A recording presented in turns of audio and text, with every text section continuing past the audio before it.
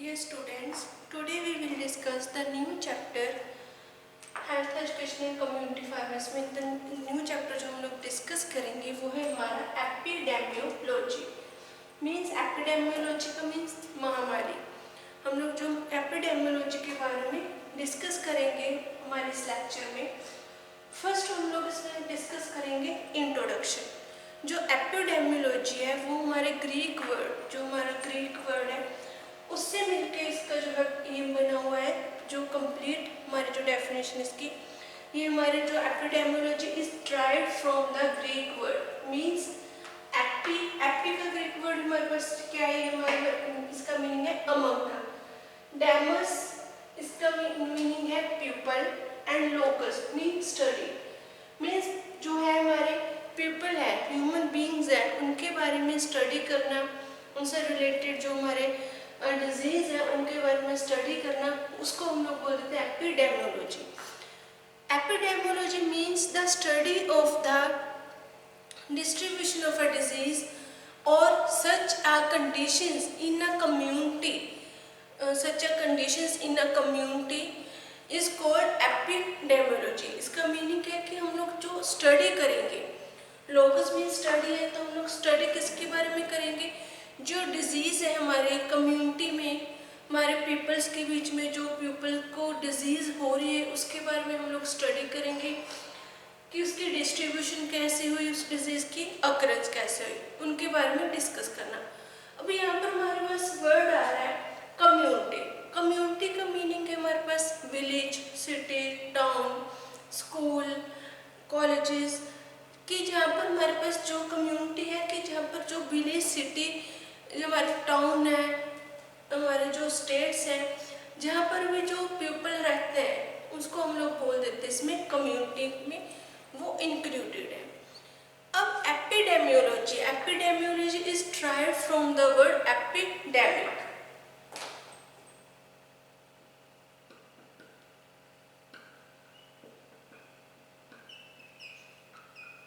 Epidemiology is derived from the word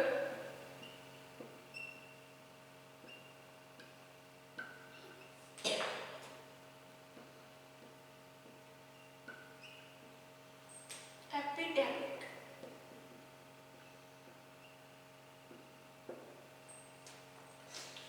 जो epidemic है, जो एपिडेमियोलॉजी वो किससे ड्राइव हुआ है, हमारा जो वर्ड है एपिडेमिक से।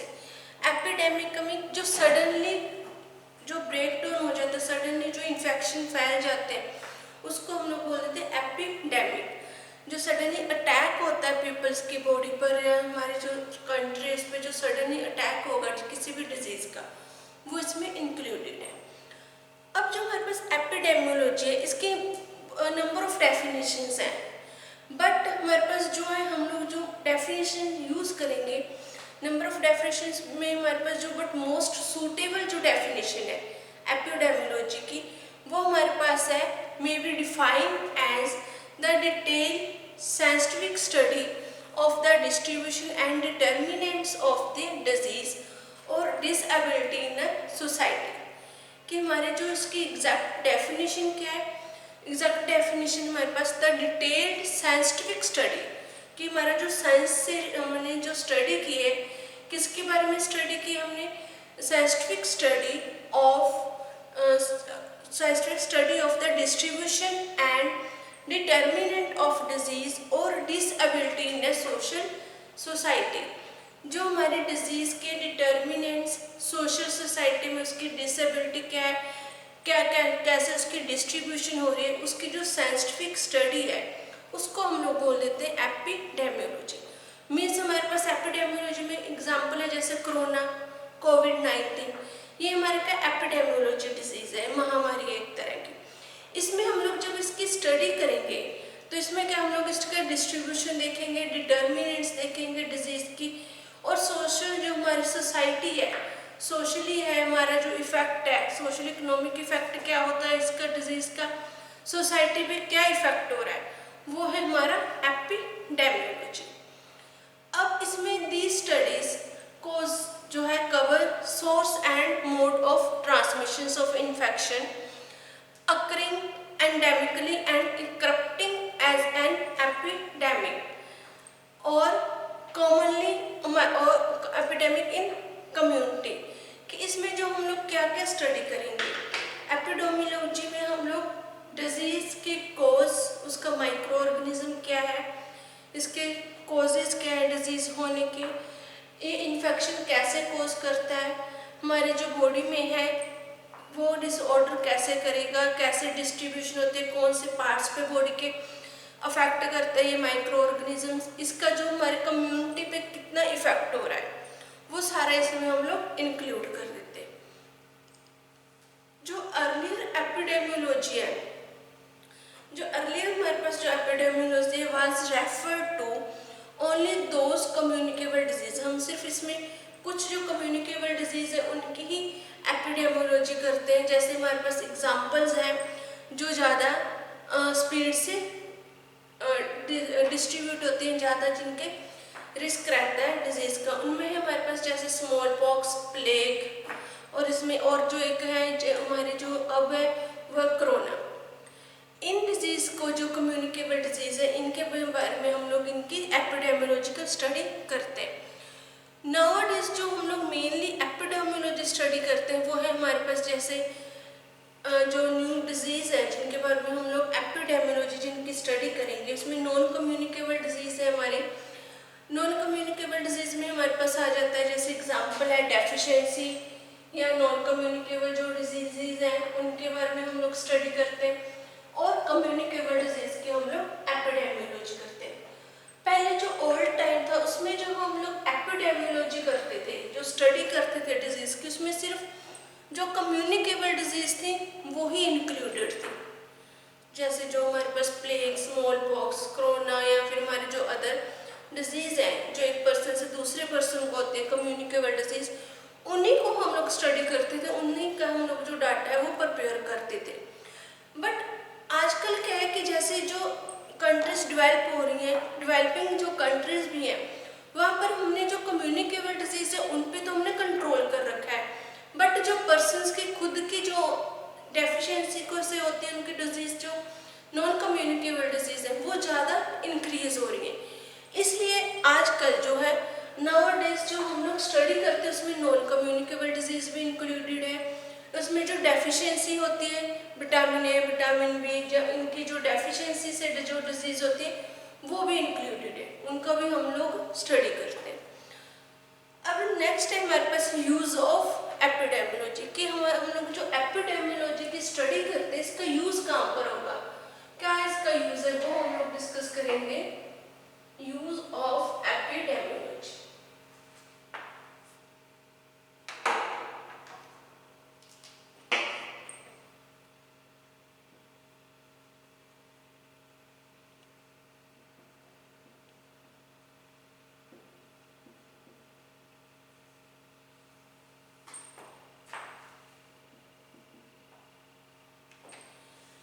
जो एपिडेमियोलॉजी इसका यूज़ कहाँ कहाँ पर है। फर्स्ट वन हम लोग इसमें क्या स्टडी करेंगे, to study the history of disease in relation to its rise और फॉल इन द कम्युनिटी, कि हम लोग जो है हिस्ट्री है स्टडी की, जो स्टडी करेंगे डिजीज़ की हिस्ट्री के बारे में। जैसे अगर हम लोग जब कोरोना हुआ है, कोरोना के बाद हमने बहुत सारे ऐसे डिजीज़ की हमने हिस्ट्री निकाली थी, हम लोग टीवी में या न्यूज़पेपर में भी चेक करते थे कि बहुत सारी ऐसी डिजीज़ थी जो कोरोना के साथ रिलेटेड थी, जो इसी की तरह जो स्प्रेड हुई कम्युनिटी में, इसी की तरह उनका जो है मोर्टेलिटी, मॉर्बिडिटी जो रेट था उनका, हमें उस चीज़ का ये कहाँ से पता चला, जो हमने एपिडेमियोलॉजी की थी, जो हमने स्टडी की थी डिजीज़ के बारे में, वो हम लोगों ने स्टडी किया है, हिस्ट्री संभाल के रखी थी, वो हिस्ट्री हमारे पास अवेलेबल होती है हमारे रिकॉर्ड्स में। उससे हमें पता चलता है कि जो हमारी कम्युनिटी है उसमें वो डिजीज़ कितनी राइज हुई, उसका पीक लेवल कब था और कि कब उसका जो पीक लेवल वो कम हुआ, कब वो फॉल हुई, जिससे हम किसी भी डिजीज़ जो इससे रिलेटेड आगे जो डिजीज़ होगी, अगर कोई माइक्रो ऑर्गेनिज्म इसी से रिलेटेड होगा, कोरोना से रिलेटेड, तो हम लोग इसी के साइन एंड सिम्टम्स और इसकी जो मेडिसिन है डिजीज़ की, जो हमारा कम्युनिकेबल जो स्प्रेड सिस्टम है, डिस्ट्रीब्यूशन सिस्टम था, वो हम लोग देखेंगे। उसके अकॉर्डिंग हम लोग आगे जो पीपल है, ह्यूमन बींग्स है, उनको एक्टिव रहने के लिए बोलते हैं कि आप लोगों को ये जो मेडिसिन है या ये हमारे जो प्रिवेंशन है वो यूज़ करेंगे। फर्स्ट हमारा जो पॉइंट है इसका यूज़ कहाँ पर है, यूज़ ऑफ एपिडेमियोलॉजी का, कि हमने हिस्ट्री, डिजीज़ की हिस्ट्री के बारे में स्टडी कर सकते हैं कि जो हमारी डिजीज़ है वो कब इंक्रीज हुई थी, कब उसका जो लेवल था वो डिक्रीज हुआ था। सेकंड है, जब हम लोग हिस्ट्री करेंगे to study the respective role of agent, host and environment factor, कि हम लोग जो एपिडेमियोलॉजी में पूरा जो हमारा डाटा वो कवर करते हैं, उस डाटे में हम लोग क्या उसके कॉज, उसका जो पॉजिटिव माइक्रो ऑर्गेनिज्म है, उसका इन्वायरमेंटल फैक्टर और होस्ट, ये चीज़ें भी इंक्लूडेड करेंगे। अब हम लोग जो है इसमें पता चलेगा कि जैसे हम लोग एग्जांपल ले लेते कोरोना की, कि जो हम लोग कोरोना की हमने हिस्ट्री बना ली, एपिडेमियोलॉजी कर ली, उसकी स्टडी कर ली। अब उसमें हम लोग क्या स्टडी करेंगे, सेकंड, कि उसका जो मेन माइक्रो ऑर्गेनिज्म वो किससे है, किससे जो हमारा जो ये मेन जो डिजीज़ है वो होता है। जैसे कोविड-19 कोरोना वायरस है, ये कोरोना वायरस से जो हमारी डिजीज़ होगी, वायरस है इसमें एक, जो हमारी बॉडी में जाकर हमारा जो उसको अगर इन्वायरमेंटल फैक्टर जो मिल जाए, उसके अकॉर्डिंग फेवरेबल कंडीशंस मिल जाती हैं, जिनके इम्यूनिटी वीक होती है, जो है कम होती है, उन पर्सनस के ऊपर वो जल्दी अटैक कर देता है। और उन जो होस्ट है उसमें जो मेनली ओल्ड एज के पर्सनस हैं वो होस्ट बनते हैं, और ये स्पीड इसकी लेवल होते हैं जैसे, उसके अकॉर्डिंग ये स्प्रेड करते हैं।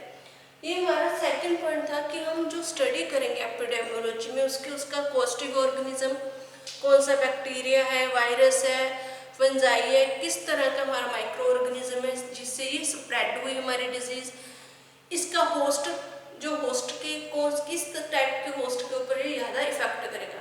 जैसे जो कोरोना है वो ओल्ड पर्सनस के ऊपर ज़्यादा इफेक्ट कर रहा था, जिनको कोई पहले से डिजीज़ है, जैसे कि जिसको डायबिटीज़ या जिनका इम्यून सिस्टम वीक होगा, उन पर्सनस को पे जल्दी जी इफेक्ट होता है।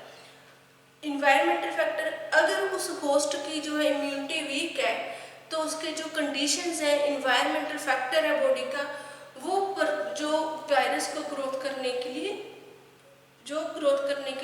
ईजी होता है उसमें, उसके अकॉर्डिंग वो फेवरेबल कंडीशंस होते हैं जिसमें वो इजीली ग्रो कर सकता है। थर्ड है हमारे पास, it helps in the study of type of disease. इससे हमें पता चलता है कि ये किस टाइप की डिजीज है, कम्युनिकेबल डिजीज है या नॉन कम्युनिकेबल डिजीज है। अगर हम लोग ये हमारी जो है डिजीज वन पर्सन से अदर पर्सन तक हो जाती है, जैसे कोरोना वायरस था, कोरोना वायरस से क्या कह रहे थे कि हमें हैंडशेक नहीं करना, मास्क लगा के रखना है फेस पर, और किसी के जो है 1 मीटर का गैप होना चाहिए बात करने के लिए। इससे हमें ये पता चल जाता था कि ये हमारी जो डिजीज़ है वो कम्युनिकेबल डिजीज़ है।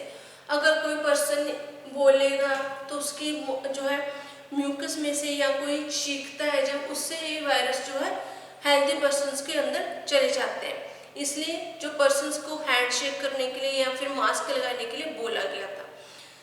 स्टडी करने के बाद ही हमें पता चलेगा कि हमारा जो माइक्रो ऑर्गेनिज्म है वो किस तरह का है, कम्युनिकेबल डिजीज उससे हो रही है या फिर जो नॉन कम्युनिकेबल डिजीज हो रही है।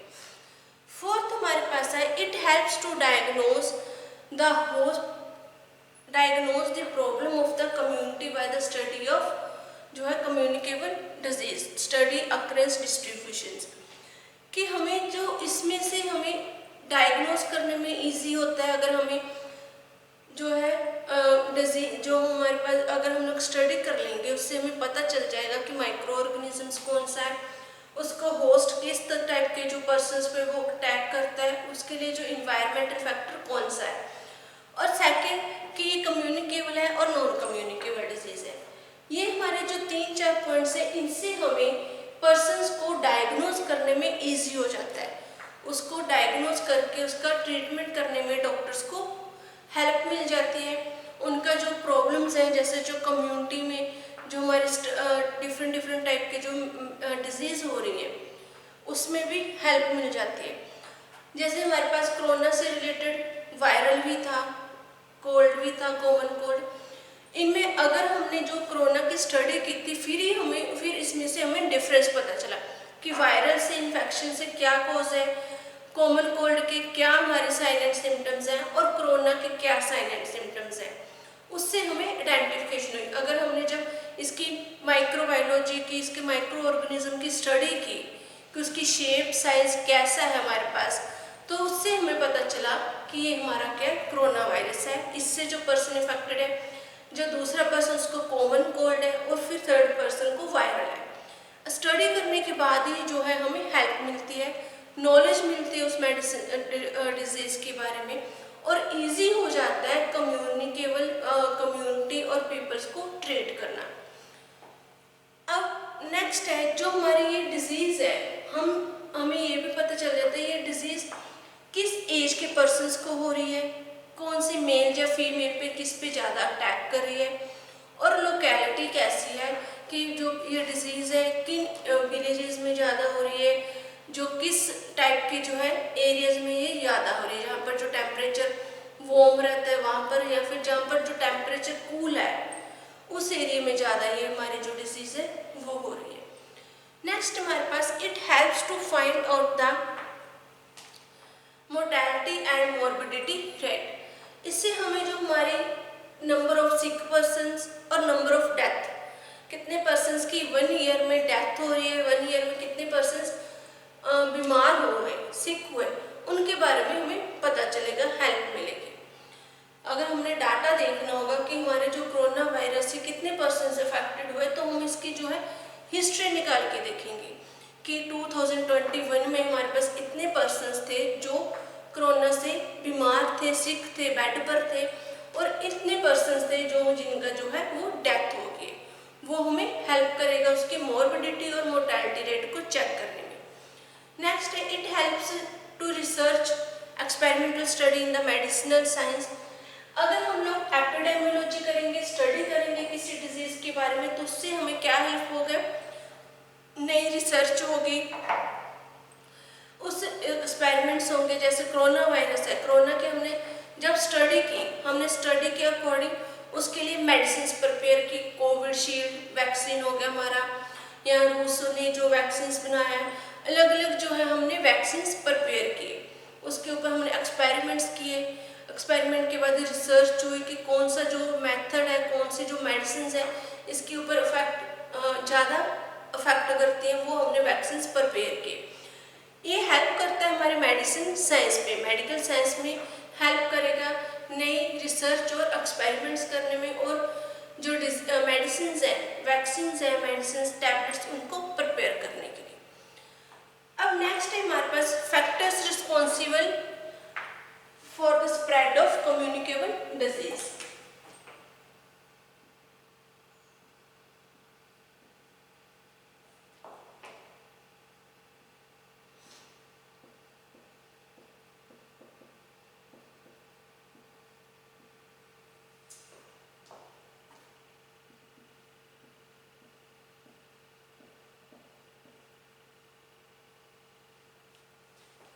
Factors responsible for the spread of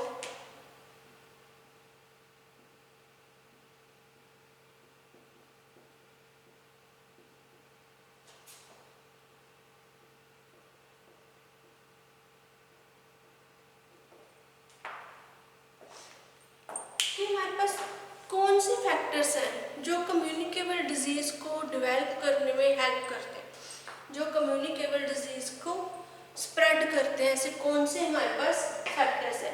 3 factors हैं, agent, host and environmental factor.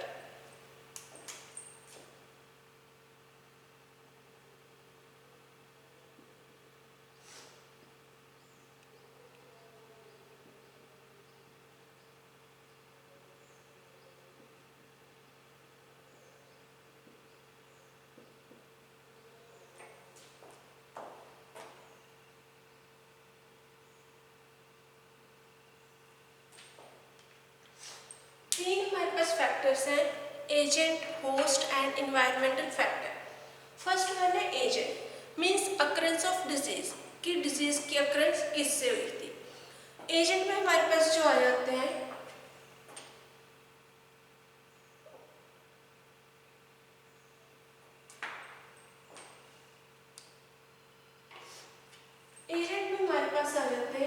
Example है जैसे biological factor, chemical factor, mechanical factor, physical factors and हमारे पास ये है न्यूट्रिएंट फैक्टर्स। ये हमारे डिफरेंट डिफरेंट टाइप के फैक्टर्स हैं।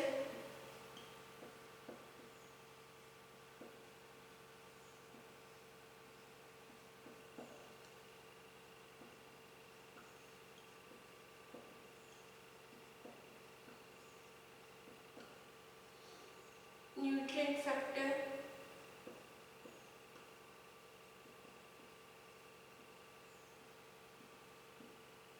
केमिकल फैक्टर,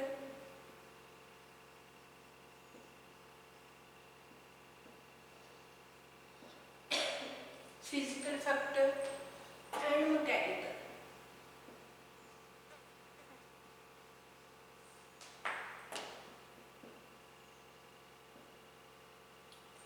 हमारे पास ये 5 फैक्टर्स हैं एजेंट में।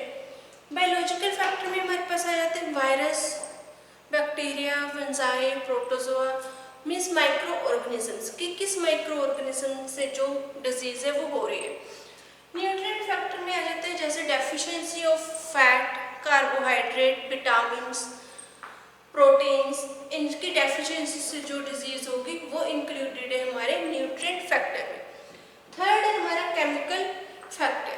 केमिकल फैक्टर में हमारे पास एग्जाम्पल है जैसे जो है एक्सरेज, गामा रेज हो गए, जो केमिकल फैक्टर में हमारे पास एग्जाम्पल है कार्बन मोनोऑक्साइड हो गए, गैसेस एंड जो है डस्ट है। ये हमारे केमिकल जो एजेंट्स हैं जो केमिकल फैक्टर्स हैं उसमें इंक्लूडेड है। फिजिकल फैक्टर्स में हमारे पास आ जाते हैं गामा रेज, बीटा रेज या फिर हीट और कोल्ड, उससे जो डिजीज होंगी, जो चेंजेस होते हैं, जो एजेंट्स हैं वो इफेक्ट करेंगे। मैकेनिकल फैक्टर में हमारे पास आ जाता है मोटर व्हीकल्स के कारण या मशीनरी के कारण जो हमारे एजेंट्स प्रोड्यूस होते हैं, जो माइक्रो ऑर्गेनिजम्स होते हैं, उनसे जो डिजीज होती है वो मैकेनिकल एजेंट्स में इंक्लूडेड है। सेकंड है हमारा host. Host means human body कि जिसमें जो हमारी डिजीज जाकर डिवेलप करती, मल्टीप्लाई करेगी, वो है हमारा host. Man act as a host. जो ह्यूमन मैन है या एनिमल्स हैं वो क्या करेंगे, एक्ट एज अ होस्ट। जो माइक्रो ऑर्गेनिजम्स हैं वो अटैक करते हैं होस्ट के ऊपर।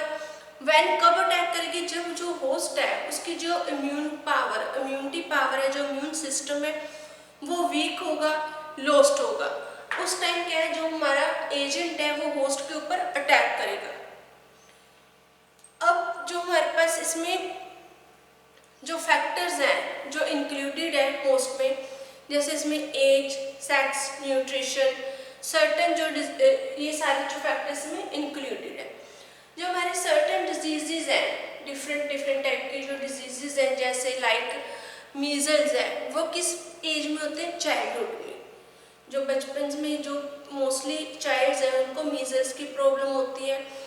एंड जो कैंसर है वो डिजीज किस में होते हैं, मिडिल एज में।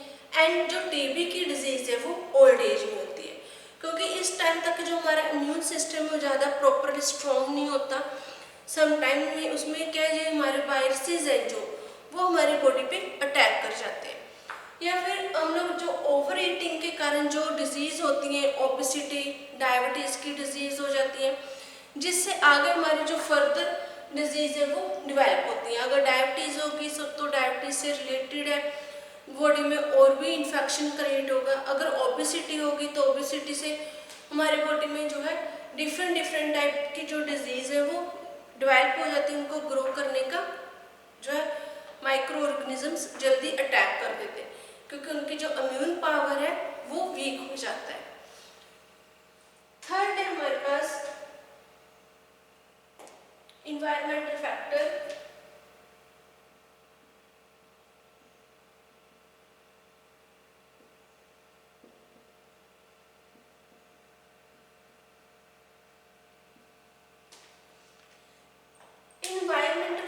इन्वायरमेंटल फैक्टर में हमारे पास आ जाता है कि जो एजेंट्स हैं उसको ग्रो करने के लिए जब उसको जो हमारा इन्वायरमेंटल है इसमें ग्रेट रोल है for upkeep of the health. इसमें क्या है कि हमारे पास जो इन्वायरमेंट है वो दो कंडीशंस में होगा, फेवरेबल और अनफेवरेबल।